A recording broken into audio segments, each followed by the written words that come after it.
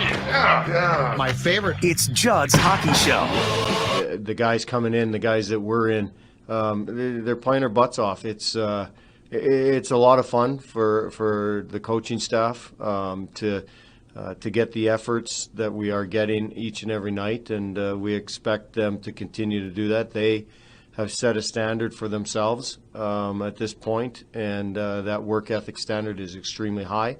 And now it's a matter of our jobs to keep them focused on doing that each and every night.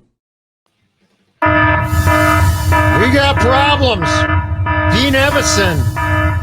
Everything you just said, I guess, is in the past tense for now. We got problems. We got COVID. We got the Wild among the teams shut down through at least next Tuesday.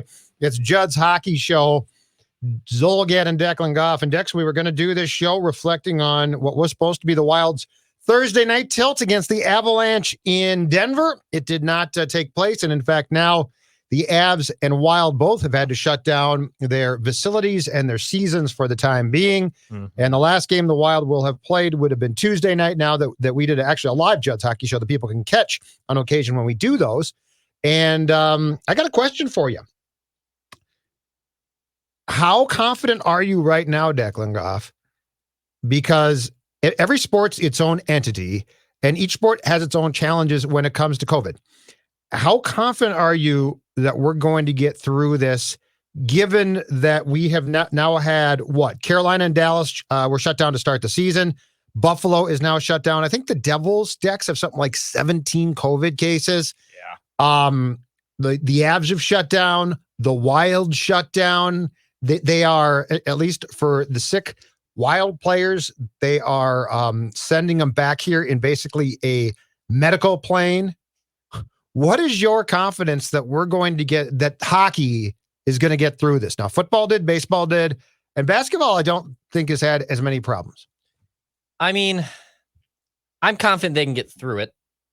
It's going to take a little bit of changing, I think, of some measurements and also the discipline of players to not get exposed to this. Look, I know hockey facilities are in a different boat than football and baseball and even basketball facilities. And because of the nature of the ice, it is a completely different game-changing factor with getting airflow and the right temperature. It's not just, hey, you got a roof, you don't got a roof, or there's an open court and there's open stands and it's easy to get airflow in and out. Different beast with hockey. And I'm not going to pretend also to be a scientist on why that's the case. I do think the Wild can get through this. I think the NHL will get through this. The interesting part is it's going to limit practice times. And right when you thought the Wild and other teams after the pause who look sloppy through the first 4 or 5 games, and then you finally start to get into a rhythm, you get into a little bit of a groove. Yep. And now you're basically back to the exact same peg hole you were at the beginning of the season. It just might be sloppy hockey for a while. So they're going to have to cram in these games, and that's going to be the challenge. But I think they get it through. I think they get through it. It's just there's going to be times where teams are going to be paused, and that's just kind of the nature of the beast right now. I will tell hockey the same thing I told baseball, and I think it's important, and I think they should listen. Okay.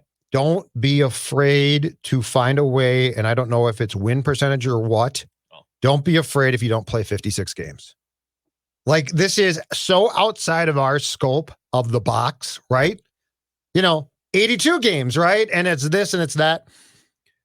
Because if you look at what they're going to have to do now, and it's not just for the Wild, it's for lots of teams, to cram games in and rearrange games.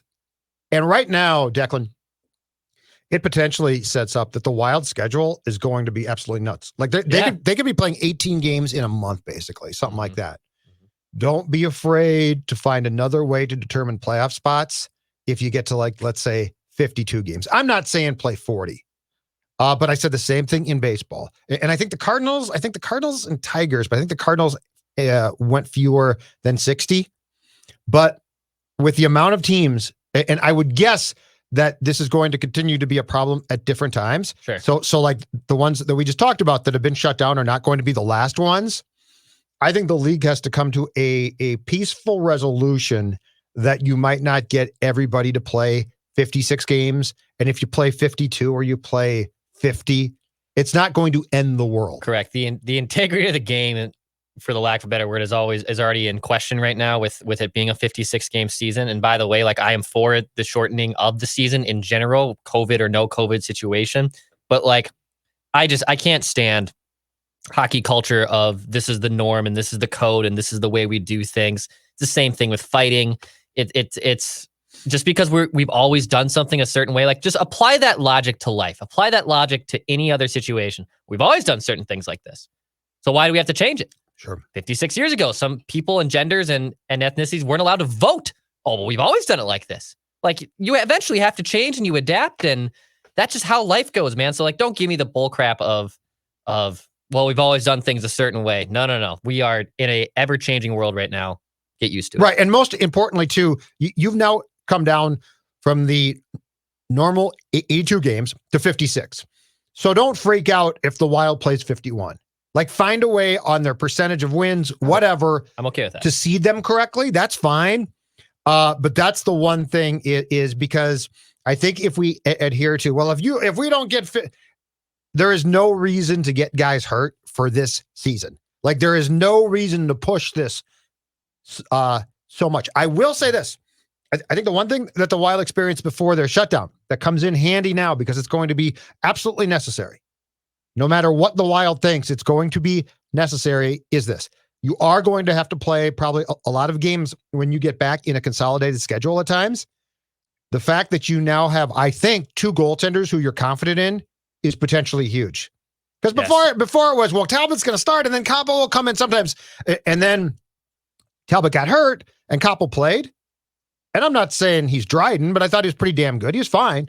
And you are going to have to play when these teams all start to come back and play games quickly. You cannot play Talbot night after night after night. So I think the fact that you found out that Capo Kakkonen can play Dex is extremely important. Yeah. Because he is going to have to be in net quite a bit in some type of rotation, I would guess, when you look at how often this team is going to have to play, which by the way, before was a lot. So imagine it potentially now.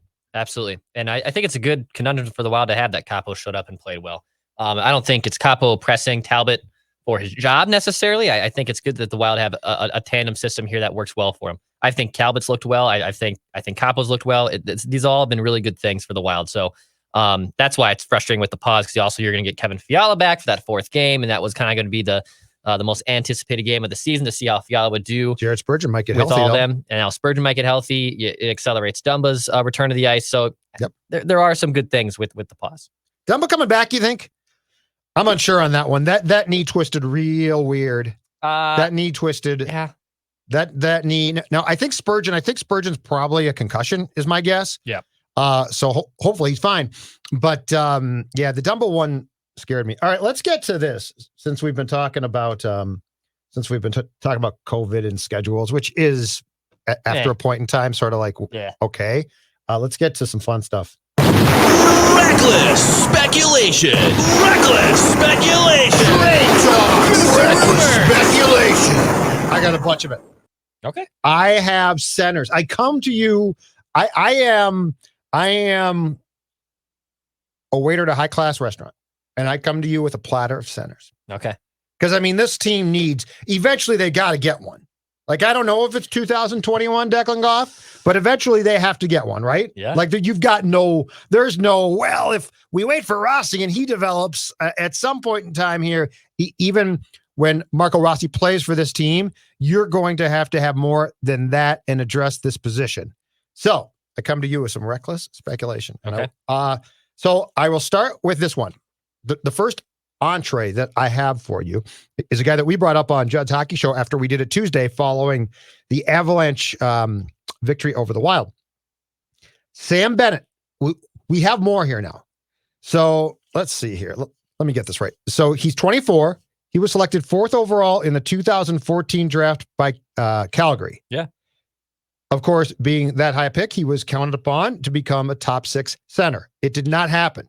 So he is a bottom 6 guy right now.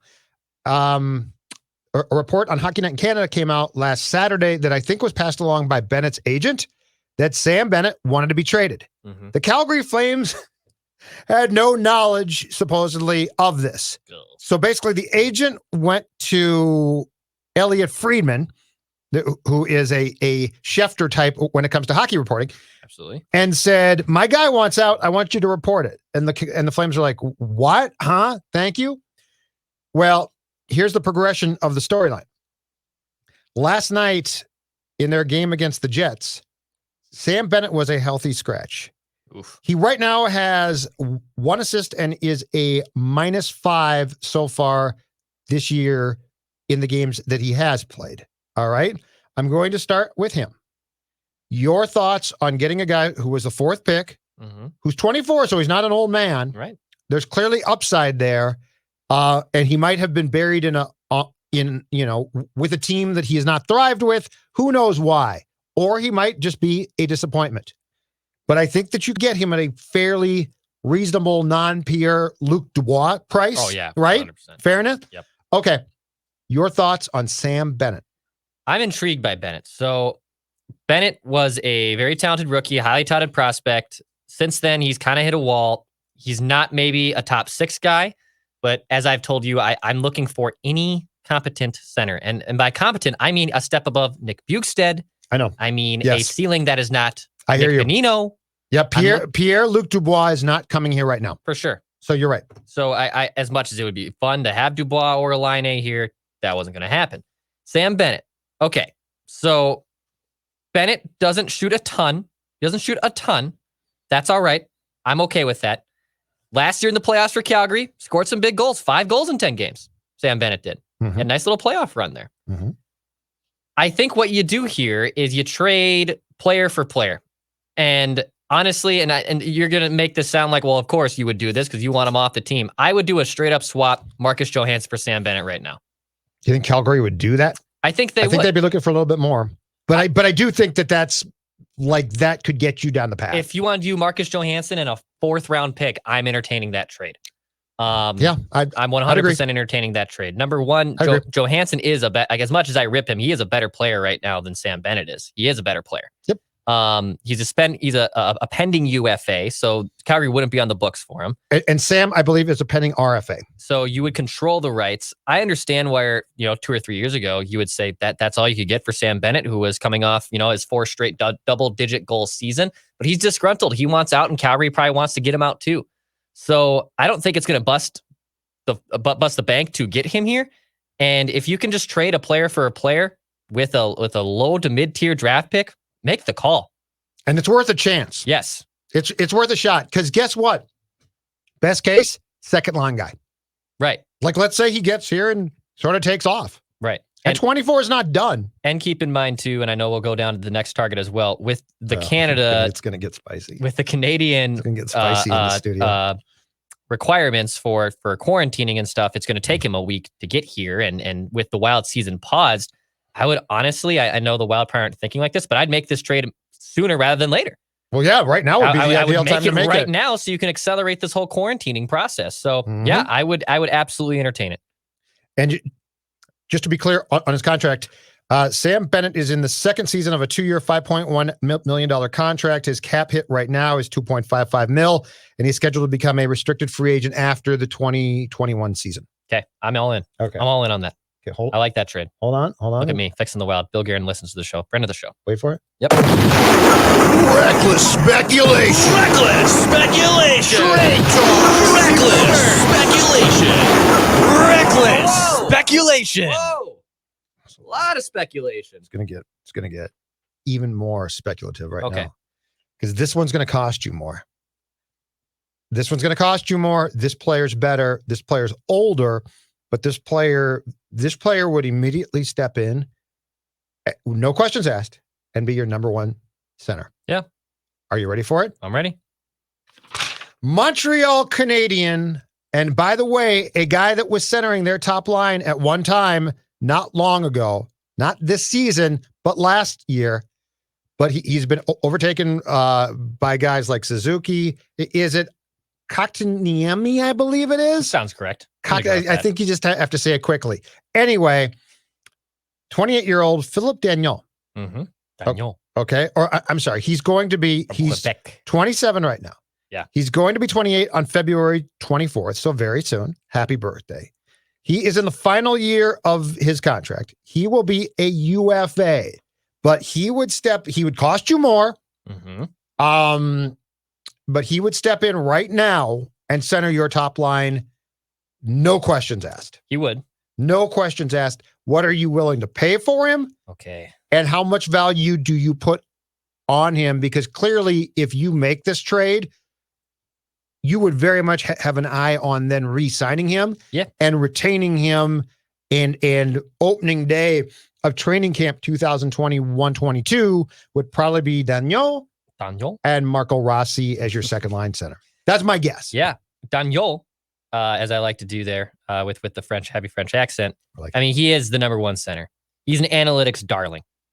Corsi through the roof. I knew I brought this to the right guy. 56% Corsi rate in Montreal. Yes. The nerds would love Don't this say the guy. nerds. You're a nerd when it comes to hockey analytics.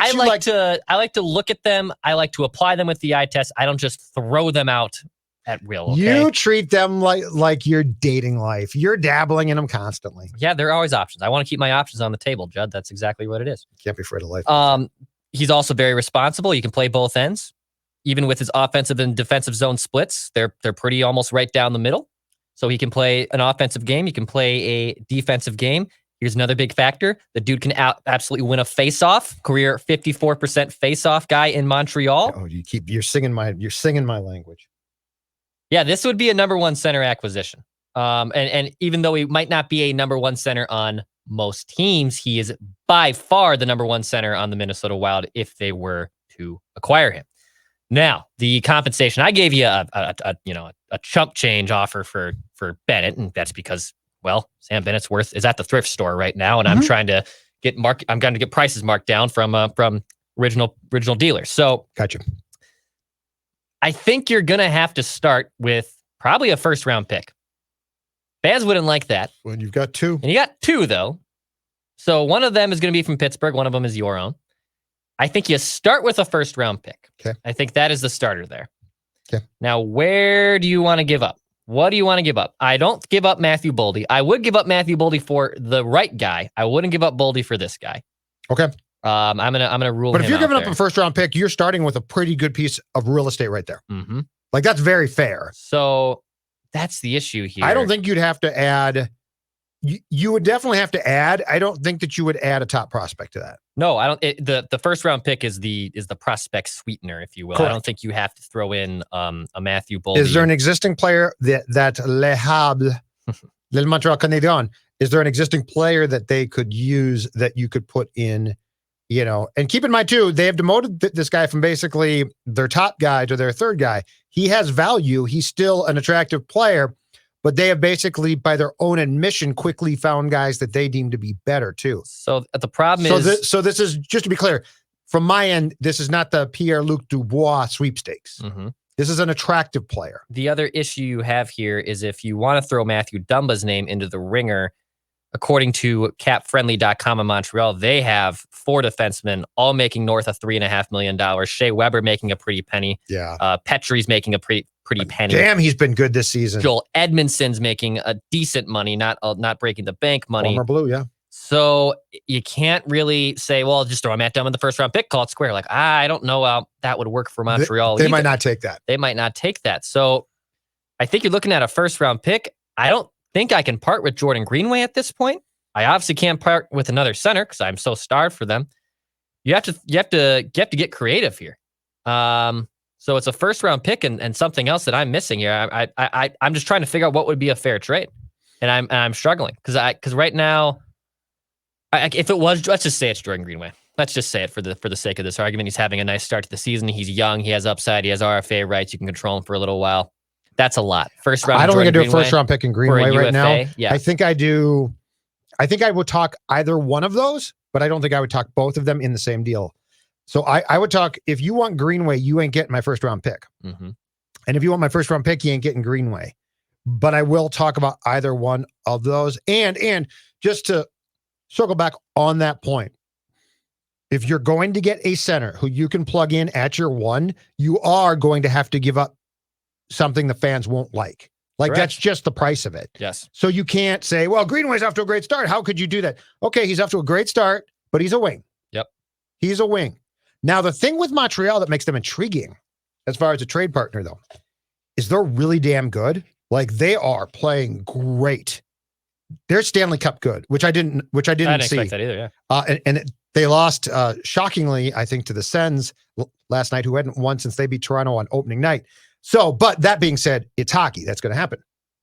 But Montreal, I think, has a chance to compete for a Stanley Cup. Mm-hmm. So we are talking about they would probably like an influx of a guy who will help them this season. And I don't know if there's somebody different that we could pivot to off of that part of the conversation. And Greenway definitely could be that guy. But I think where you're right is, I'm sure fans said, well, Declan, you can't give up Greenway. You can't give up a first round pick. How can you do that? All right.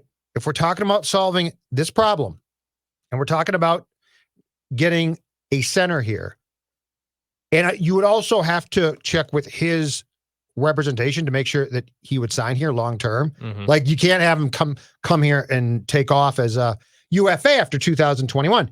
But if you could get him locked up and in agreement to a deal, I think you're going down the right track. Just not both of those things. Right. This is a hard. But would you trade do to figure out. Greenway in a second round? Probably. Just as the starting point of the I conversation? think I would. Without insulting them? Yeah, that's the issue. Is if Montreal's playing good hockey, which they are, they're going to want something immediately back too. They're not going to subtract something that's working. For No, them. but Greenway would help him. And do you know who would he really would. help him? Who would really help him? A gritty veteran winger who's been in the Stanley Cup finals before. Crazy. Zach Parise. I'm giving you Zach Parise. Oh my God. So all right. Well, hold on. Let's go. Let's explore that again. Then let's explore that again.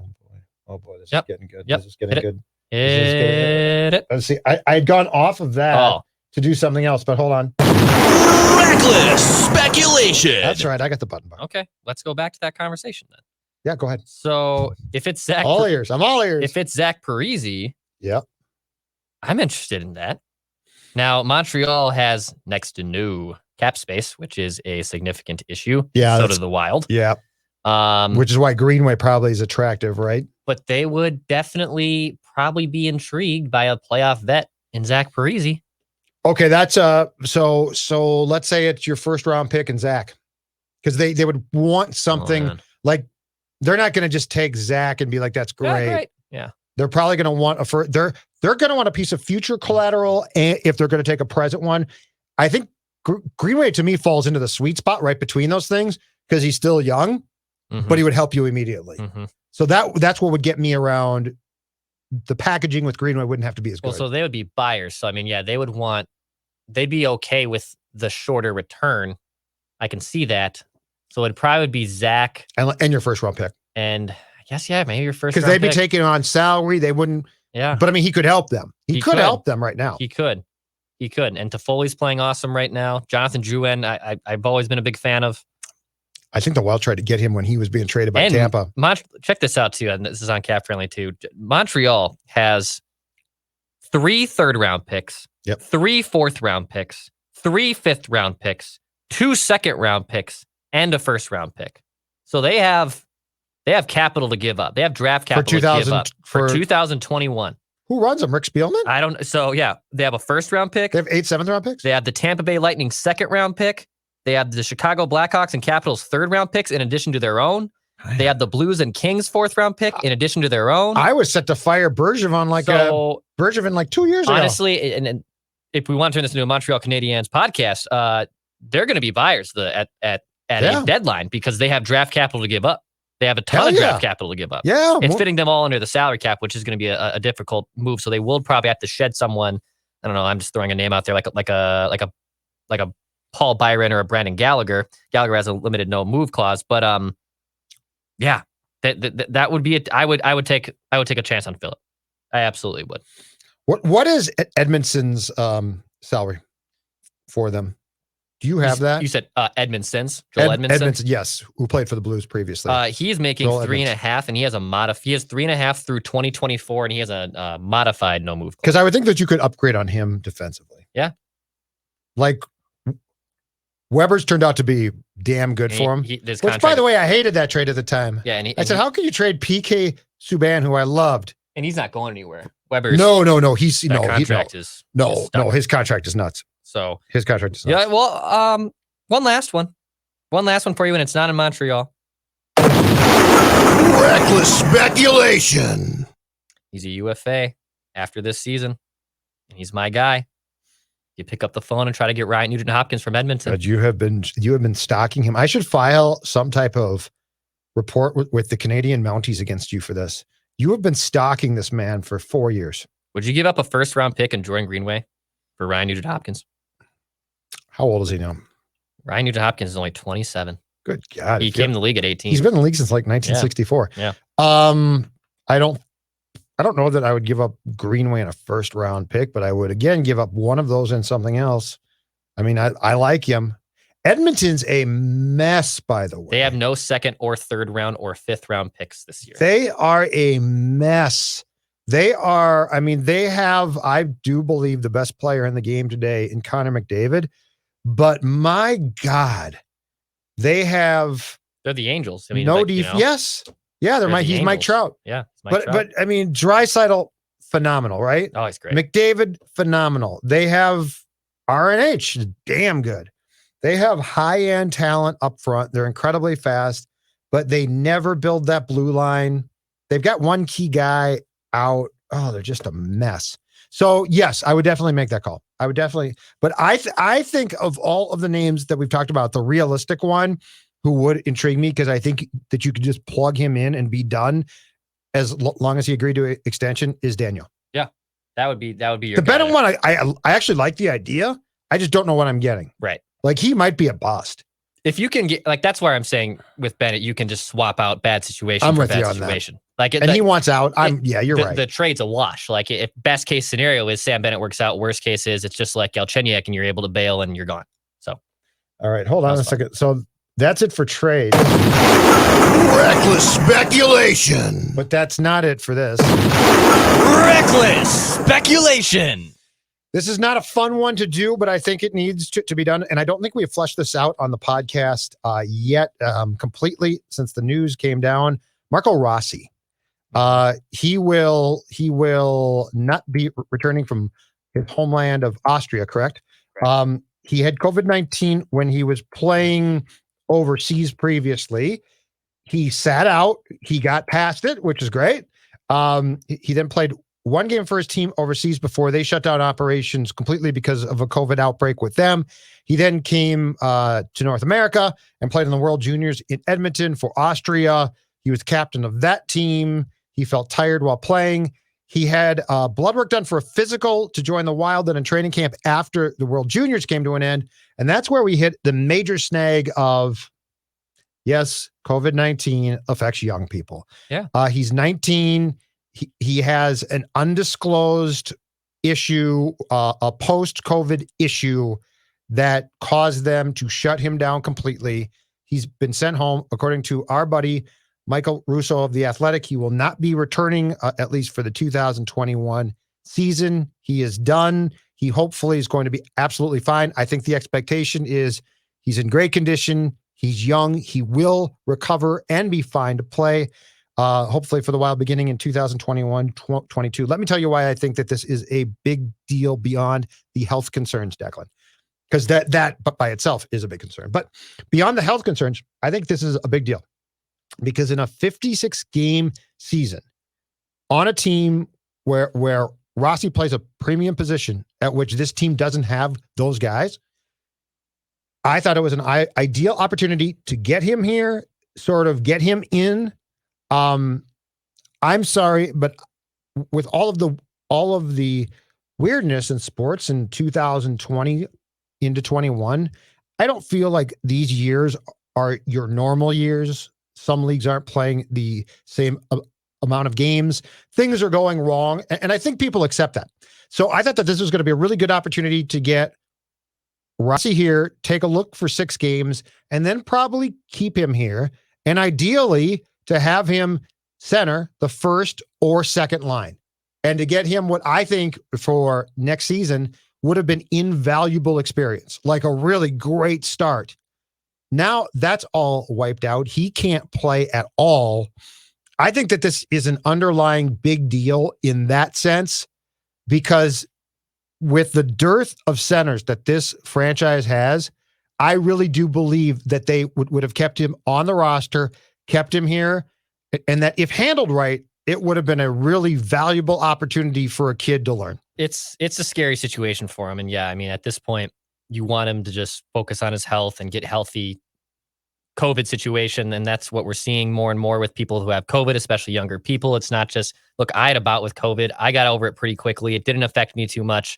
At the same time, I haven't had a physical or a healthcare visit since. Probably should get on that to make sure I'm all good, because I've also had issues with my heart before, pre-COVID. So and that's the ordinary thing. It is ordinary. It's very ordinary. That's the classic sign of something for young people, I think, with COVID. So I understand that. Now, this is where I told you about this at World Juniors. Now, I did not envision this happening, and I don't want this to come off like I told you so.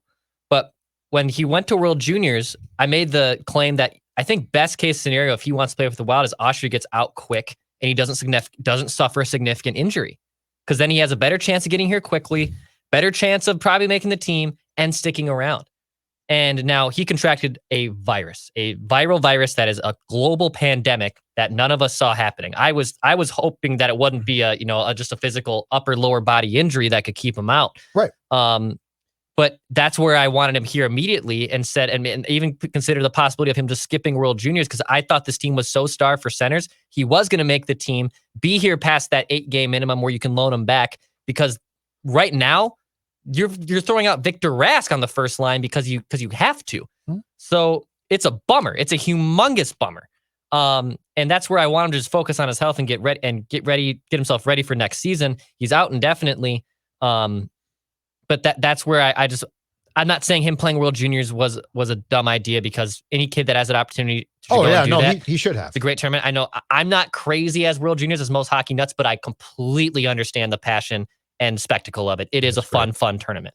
But it's a real big kick in the groin if you're a Wild fan. How did the doctors miss this for that tournament is my question. Well, so all right, here's because like he clearly had this going into that tournament. Here's what I do know from firsthand experience, and I don't know if I'm not insinuating that Marco Rossi has myocarditis. We don't know that, so I'm not going to insinuate that he does.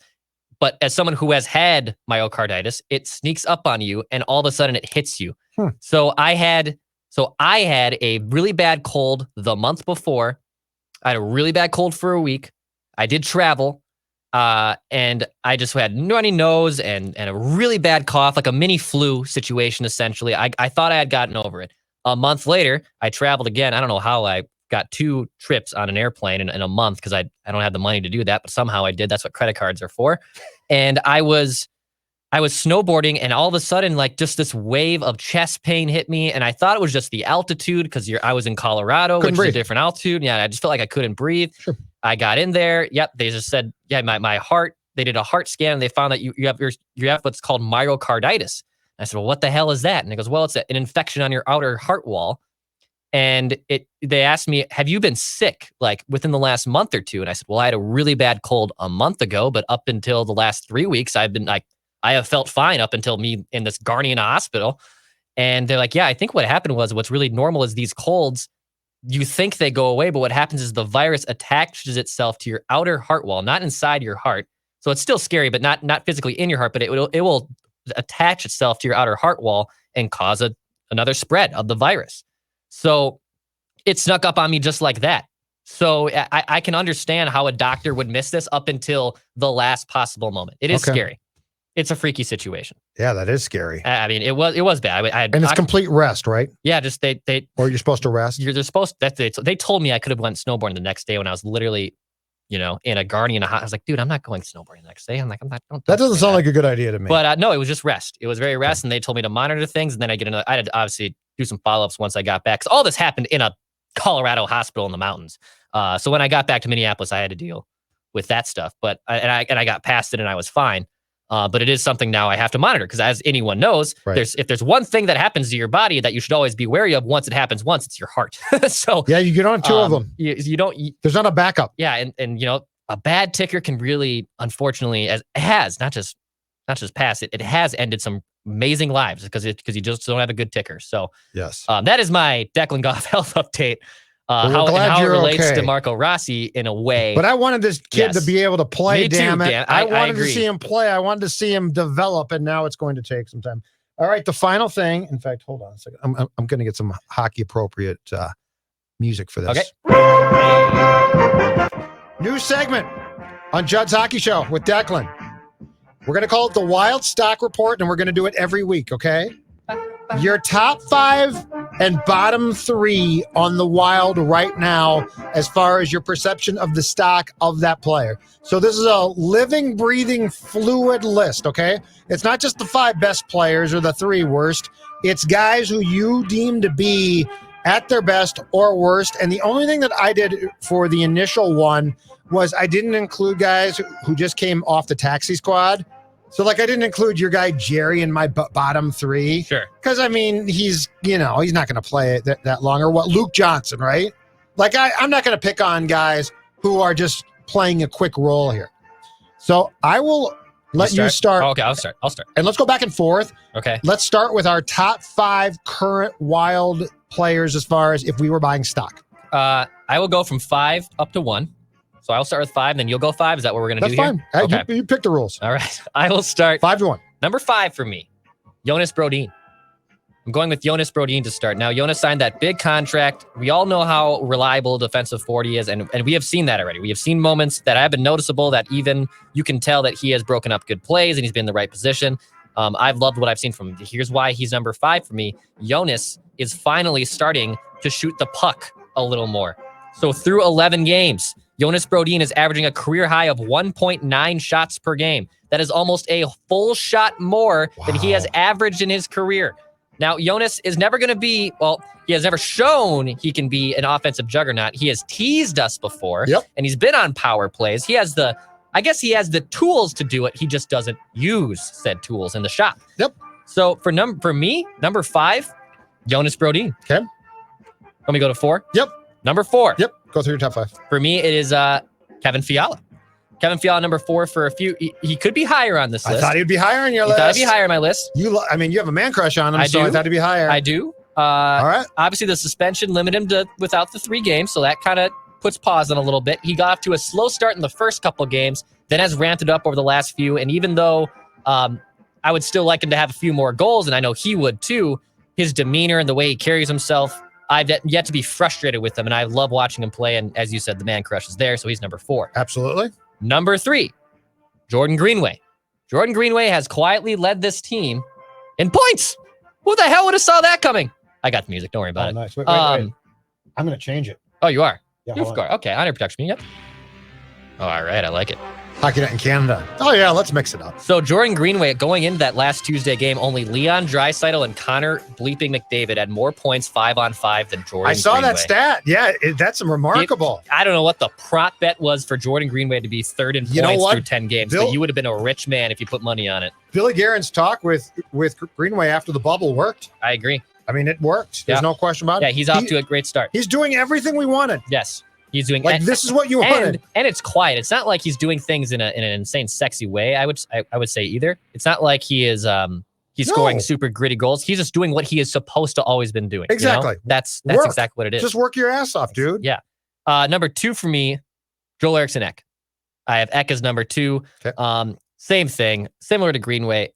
Yes, he's not scoring pretty goals, but I just wanted this dude to start scoring some goals. And he's already a defensive sound forward. We know that. But now he's adding some offense to his game. We will always, unfortunately, compare this kid with the Brock Besser pick, and that's not fair. But Joel Eriksson Ek has been the team's best center as the Wild. He has been fantastic. Awesome. And number 1, to no surprise, is Kirill Kaprizov. I'm guessing he's number 1 too. He's been everything we thought he would be. Dollar Bill Kirill. He's basically had to play center, even though he's not a center. He acts like a center. He is awesome. So he's my number 1. So my 5 through 1. Yep. Jonas Brodin, Kevin Fiala, Jordan Greenway, Joel Eriksson Ek, and Kirill Kaprizov. It's dollar bill? Like, say it right. Dollar bill Kirill. But it's dollar. I think it's dollar. Okay. I'm with you. I just don't know. I'm not, but it could be $1. Doesn't matter. But dollar bill. I will call him what I want to call him. No, I know. I'm trying to get how the kids say it right. I'm trying to say it right. All right. My 5 through 1, if I'm buying stock right now in Wild players, I'm with you. At 5, Jonas Brodin. I think he has been the Wild's best defenseman so far in their first 11 games. I don't think it's that close. Jared Spurgeon, if I'm not mistaken, is a -4. Jared Spurgeon's not played great. Suter has not played great for sure. I thought he had another sort of shaky game on Tuesday. Jonas Brodin looks now like he is sure of himself, and he's always been good. Like, he's never been bad, I don't think. He's always been solid. So Brodin's 5. Number 4 on my list, he's dropped a little bit, but he's still been off to a great start. Joel Eriksson, 5 goals, 4 assists in 11 games. 31 shots are actually tied with Zach Parise for the team lead, and so he is 4. I like it. NHL 94. Number 3, I'm going with your man crush. He has 3 goals in 8 games because of the suspension. But Kevin Fiala, here's what I love, okay? 2 things. 1, 30 shots on goal, 2nd on the team. So he's still shooting up a storm. Second of all, before he got suspended, I thought he had played 2 fantastic games. Fully engaged, showing flashes. You would like for him to score, but the far more important thing is the eye test of what you're seeing him do. And in 2 games before the suspension against the Kings, he was playing, I thought, fantastic. So, Fiala's 3.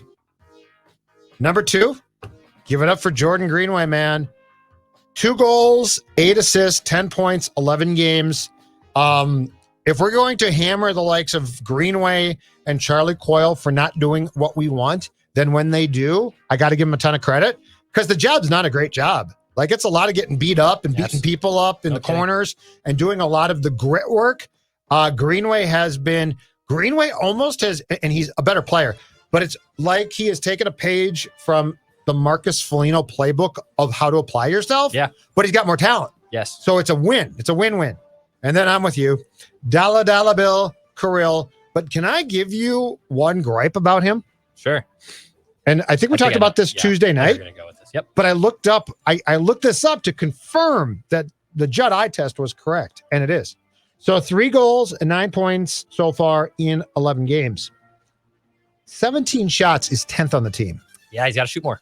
I mean, dude, He's got to shoot. He's got to shoot. And like more. everybody, Zach and Ryan Suter, and everybody should be telling you, every veteran should say, Kirill. You want Zach to get in the way? Kirill, you are our Patrick Kane. Like, watch what Kane does. Kirill's got some of the same skills. I'm not saying he's Kane, but he's got some of those skills. Okay? Yep. I want you to be selfish with the puck, and I want you to shoot. And look, if you can facilitate, awesome.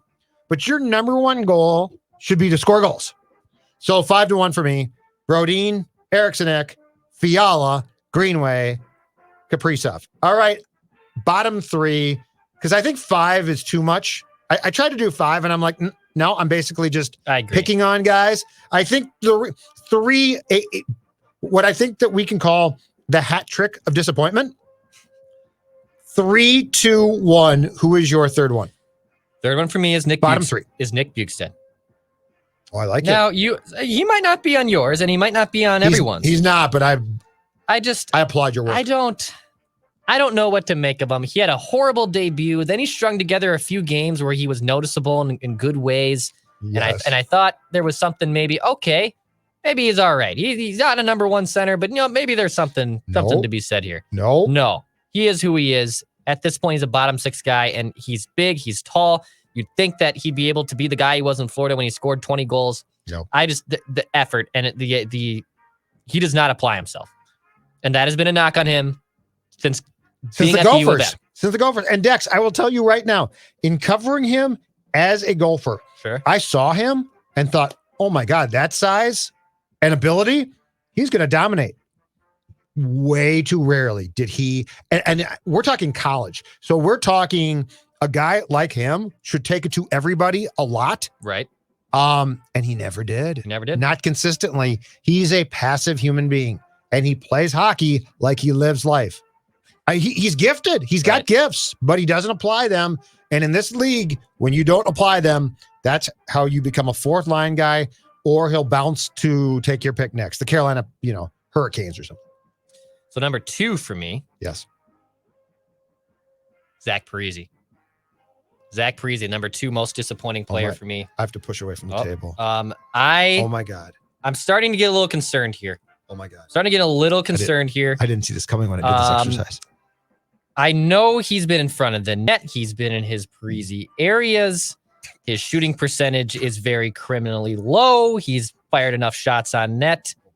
I'm starting to get concerned. And this is where another, maybe you need to, again, expedite your center search so you can start elevating the players who are supposed to be scoring big goals for you. Yeah.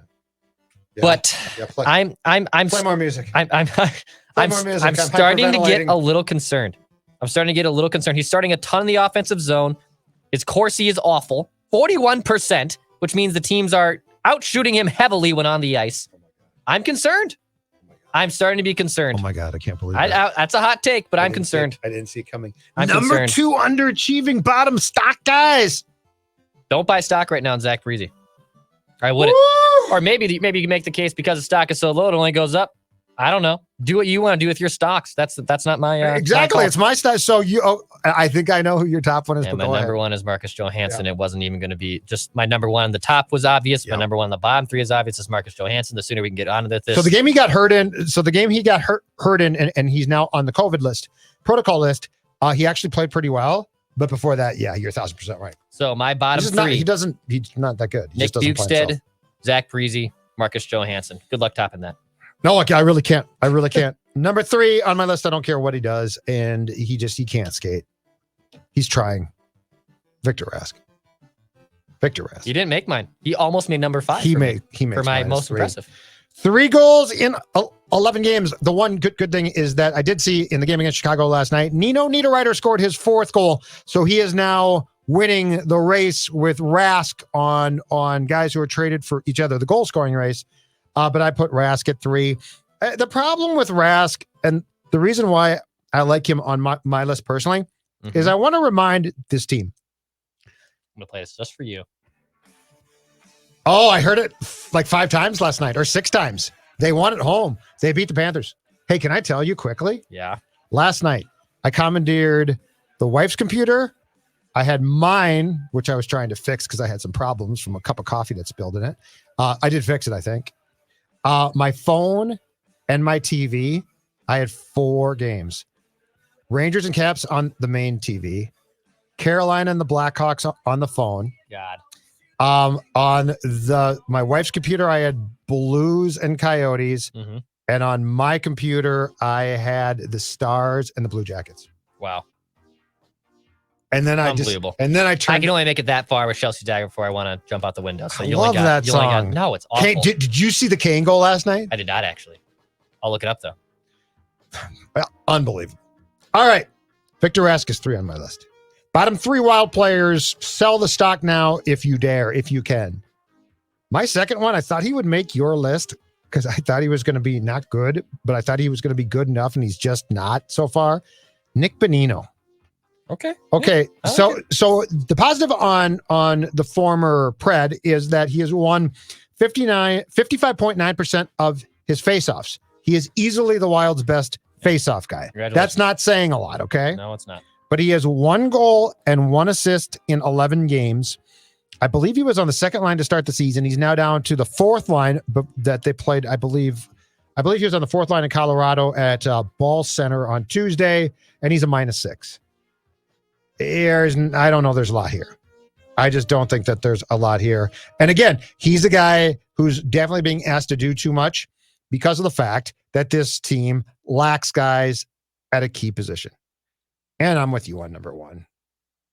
Your Parise take is highly controversial. It is. But I sort of like it. Thank you. So I put Johansson 1. It's just not going to be good. It's not going to work. It's just not going to work. They dumped Stahl because they wanted to dump Stahl. They took back what they could get. The Fenton and Guerin have one thing in common. The Nino trade and the Stahl trade, very similar. I want to dump this guy. Yeah, get him out. Give me a box of rocks. Yeah, I don't care. I want to dump him. Don't care. All right, final thoughts, Declan Goff? Final thoughts. Because we don't know when they're going to play. Supposedly the Wild's supposed to play next Wednesday against the Blues, but as Dukes told us on the scoop on Mackey and Judd yesterday, there is at least one player on the Wild who's not pleased with that because they'd come back to practice on Tuesday And we also don't know if more guys are now going to test positive for COVID who were exposed to it I think in we're the up to past 7, 8. in the past week. Yeah, they added Or at least on the list. Sturm got added to the list And yesterday. that does not mean they necessarily are positive, right? Correct. It means that they were exposed to it. Correct. But I think Okay. if you're being added to the list now, I'm going to go out on a limb and play doctor. I think if you're being added to the list now, you probably do have it because the exposed part would have been earlier. Like now, you're probably just flat out testing positive for it. Yeah. But to play doctor again, you might be asymptomatic Oh.